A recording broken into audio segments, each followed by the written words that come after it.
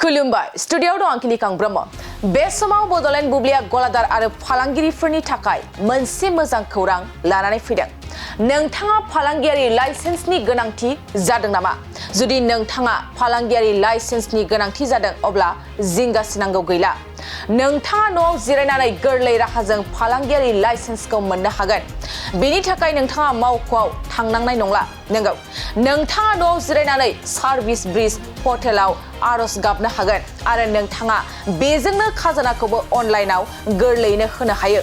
फालांगियारि लाइसेन्सनि थाखाय नोंथाङा गिबियाव सार्भिस ब्रिज पर्टेलाव थांनांगोन बेनि उनाव रेजिस्टार टेबआव क्लिक खालामनांगोन बेनि उनाव नोंथाङा नोंथांनि मुं मबाइल नाम्बार इमेल आईडी रायजो आरो पासपोर्टखौ होनो नांगोन आरो बेखौ होखांनायनि उनाव नोंथाङा लगइनआव क्लिक खालाम लगइन क्लिक खालामखांनायनि उनाव नोंथांनि अनलाइन टेबआ ओंखारगोन बेनि उनाव नोंथाङा नों लुबैनाय सिबिथायखौ सायख' नोंथाङा फालांगियारि लाइसेन्सखौ लुबैयोब्ला नोंथाङा बेखौ सायख'ग्रोनांगोन बेखौ सायख'खांनायनि उनावसो मोनसे फर्म ओंखारगोन आरो नोंथाङा बे फर्मखौ गोनां फोरमानलाइफोरजों लोगोसे आबुं खालामनांगोन नोंथाङा गावनि मुं आरो थंखौ थार महरै जमा होखांनायनि उनाव सिबिथायनि मासुल होनो नांगोन बेफोर खामानिया जाफुंसारनायनि उनावसो नोंथाङा एक्न'लेजमेन्ट स्लिपखौ मोननो हागोन